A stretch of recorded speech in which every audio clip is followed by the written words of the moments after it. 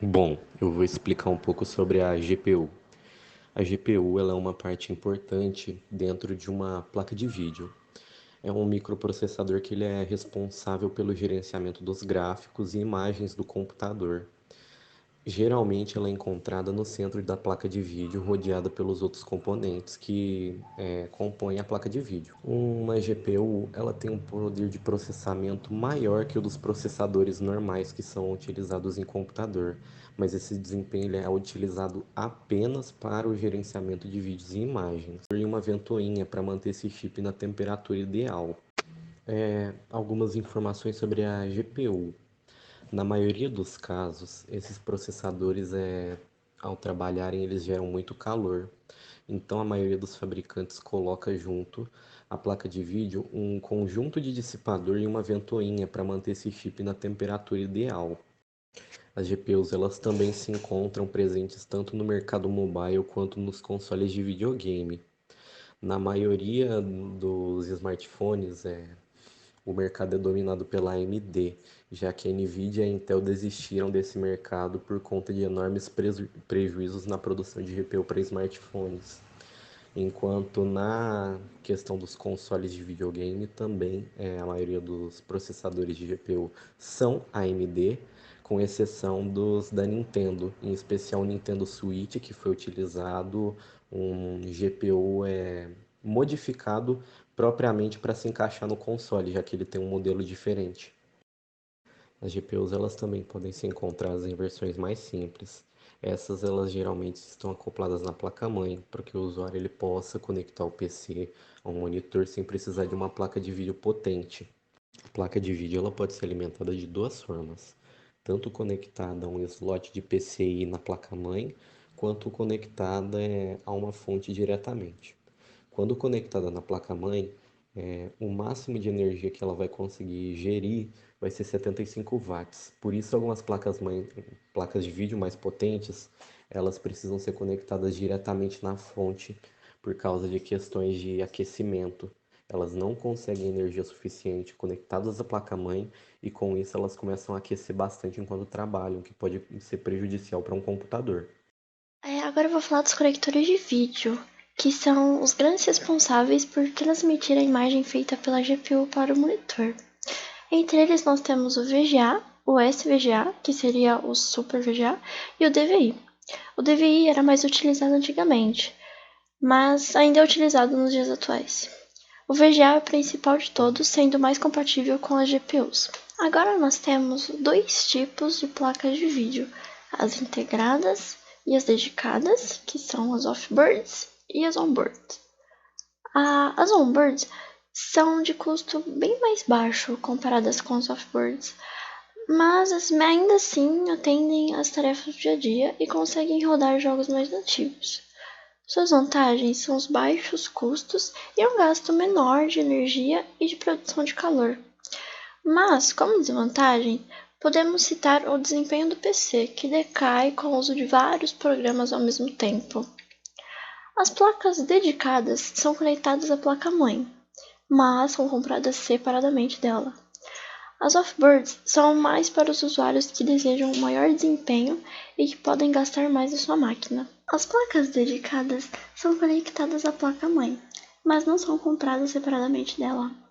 As offboards são mais para os usuários que desejam um maior desempenho e que podem gastar mais na sua máquina. Agora nós temos dois tipos de placas de vídeo, a AMD com as suas Radeon para gamers e FirePro para profissionais, e a Nvidia com as GeForce para gamers e Quadro para os profissionais. Esses modelos profissionais que eu citei são indicados para os usuários onde utilizam programas pesados de software e edição. A AMD ou a Nvidia? Vamos começar pela AMD.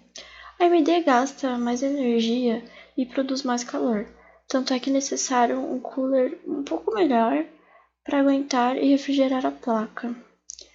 Agora a Nvidia é mais cara, porém um cooler padrão consegue aguentar o trabalho. Em relação ao hardware, A NVIDIA utiliza a tecnologia mais avançada no geral. As placas AMD compensam o que falta na questão do processamento, aumentando a largura da banda de memória em seus modelos. Agora, as duas placas são excelentes e talvez realmente não exista qual é a melhor das duas. Mas para a pessoa escolher uma placa, vai do perfil da pessoa.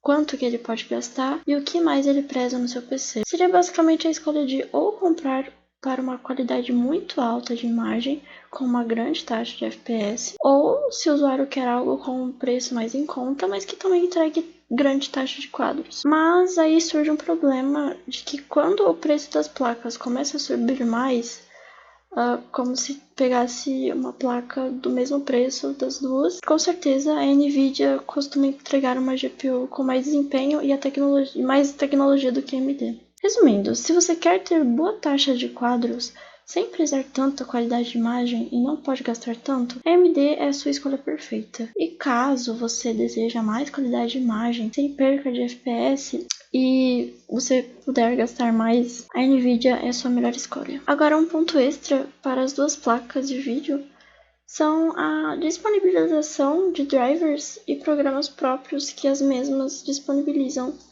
Eu peguei duas placas de vídeo e eu vou fazer uma comparação entre as duas. Para começar, eu peguei a GTX 1060 e a RX 580. A 1060 pode ser encontrada utilizando 3 ou 6 GB de memória RAM, e as duas apresentam diferenças de núcleo. A de 3 GB tem 1152 núcleos CUDA, com 1506 MHz no clock. E a unidade de 6 GB tem 1280 núcleos CUDA, que gera maior capacidade de processamento. Agora, a RX 580 apresenta 2304 núcleos, atingindo 1257 MHz no clock, sendo que a placa de vídeo tem a versão com 8 e com 4, e lembrando que ambas as placas têm GDDR5. Como já vimos, as placas da AMD têm uma banda mais larga. A RX 580 apresenta uma taxa de 256, que seria 64 bits a mais do que a placa da GeForce.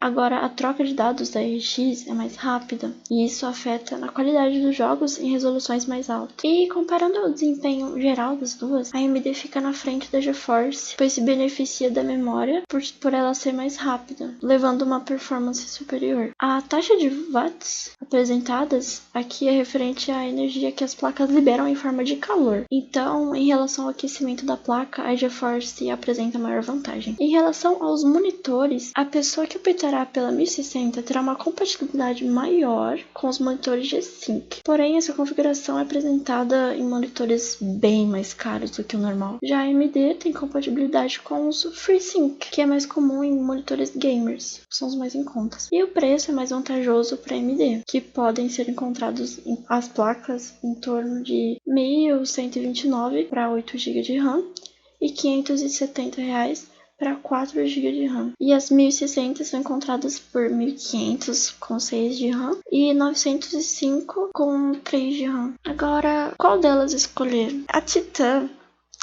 ela é o último lançamento da GeForce, que ela custa $2.500. Que isso dá em torno de R$ 13.000, com a cotação do dólar de 5,20. E o lançamento dela só vai ser nos Estados Unidos, por enquanto. E o fabricamento dela está previsto para esse mês. A RX 580 eu já falei no slide anterior. A GT 710 com 1 GB é mais para um computador em que você não vai querer jogar muito assim, é mais para algo tipo para trabalhar em casa ou para mexer com edição de fotos mais básico assim. E ela custa em torno de R$ 340.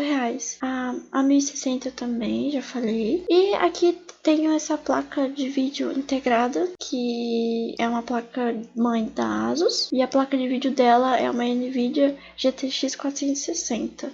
E ela sai em torno de R$ 550. Tem a data de lançamento de 2010. E por fim, temos a RX 550, ela é mais em conta. E por fim, tem a RX 550 de 4 GB de RAM. E ela custa em torno de R$ 670. Muito obrigado, e essa foi a nossa apresentação. Muito obrigada.